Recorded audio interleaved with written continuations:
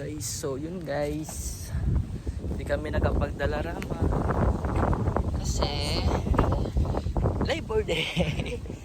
Pero gawa natin ngayon. Palamig. Kumain lang ng Chipotle.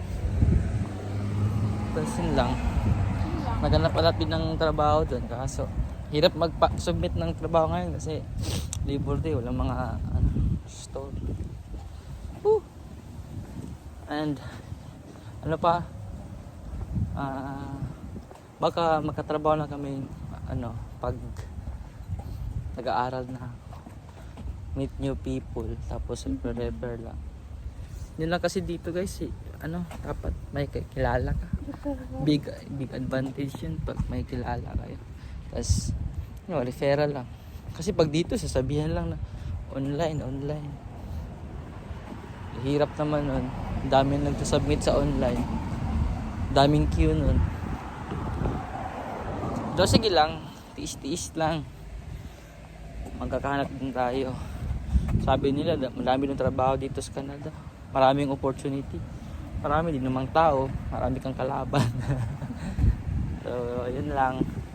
Ngayon, bahay na lang muna, tas pahinga. Bukas na lang ulit natin yung job hunting. And yung Dalarama agenda. Tas may lang ngayon garage sale, pagkapuntahan namin yan. Thank you. Oh no. Oh no. Oh no, no, no, no. Oh no. Laki ng aso yan. Love, napag-iisa ka mo. Ha? Aman? Tara, kasi mag-away silang doon. Dali. Malay na to. Dali. Tara, manunggatan na siya. Ngayon sa tabi. Kikawas. May taong pala dito. Nakakagay sila. Kadali lang. Magpas na namin sa bahay guys. Kita niyo yung aso na yan. Yung nakalaban naming aso guys. Isa guys. Laki niyan. Patay ka.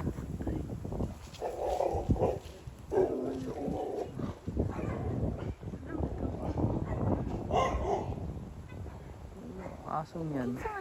Tapos yun yung bahay namin guys. Yan yun. Ba? Gagi. Hindi kami makapasok sa bahay guys. Nagbabanta yung aso. Gagi.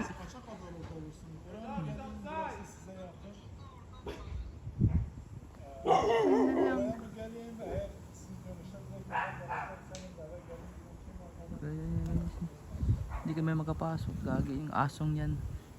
Binulagta naman kami. Papasok guys. Bantay-bantay siya. Nagtatahol siya. Yan. Pagliko talaga namin siya. Sumalubong Sabi niya, walaga. Yun ang asong yan.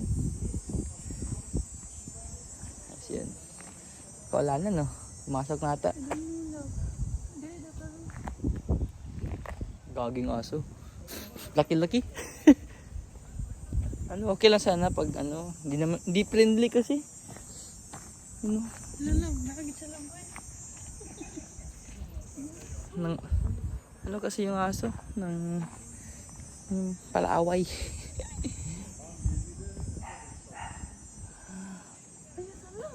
Yan yung owner. Yan yung owner. Sa owner na. Yeah, to. Baka. Ano daw? Wala na, pumasok na yung Shit! Nagyang asong yun. Yun guys. Tangina, nahihirapan pa kami pumasok sa bahay namin. Laki-laki ng aso. Gagi. Ayun. Pinoy pala may-ari nun. Pilipino may-ari ng aso. Laki-laki. Tara, pasok na tayo. So, yun lang guys. Yung agenda natin ngayon. Naglakad-lakad lang. Tapos, yun, hinahabol kami ng aso. Cute ang aso eh. Pagliko-liko talaga namin dyan guys. Oh. Bumulagta siya, sabi niya, ang laki-laki pa naman. Sabi niya, bulaga. So, tara guys. Bye-bye. Wala lang sa office. Lamig-lamig. Bye-bye.